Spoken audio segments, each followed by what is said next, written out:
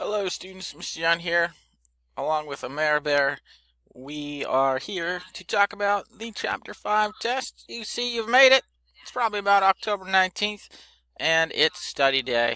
As always, we have a number of tools and resources for you. We've got this awesome video chilling here on the forum page, which you are, of course, free to post on and ask questions of your peers. On the very next page, we've got the study guide. If you can answer all these questions, you're probably in pretty good shape. As always, I would advise you to just, maybe check out the textbook. Pop that open right there. Go to your history book and head over to Chapter 5, Spirit of Independence. Maybe go through real quick and read that. Read that chapter. It won't take too long. Maybe about 15 minutes. It's not like you have anything to do today. Go ahead and reread the chapter.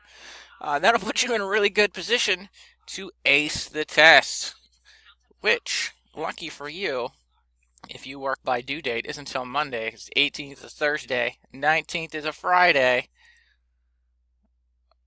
Boom. So all of a sudden now, your test isn't until the 22nd. I'm not going to show you the test. You can go ahead and look at it if you want before you do it. I will tell you that it's a mixture of multiple choice, matching, and an essay question. The essay question will ask you about how the French and Indian War, in part, led to the American Revolution. So, you maybe want to take a look at how the French and Indian War was expensive, and Britain planned on paying off that debt by imposing taxes on the colonies. That might be the key to your answer, so look into that. That's all. Go ahead, knock out that Chapter 5 test when you're ready on the 22nd, or before if you like to work ahead. And let me know if you have any questions. We're moving into some pretty serious warfare here very soon. Sure to be exciting. Washington crossing the Delaware. General Cornwallis. We've got a guy named Cornwallis. That's pretty amazing. That's it for now.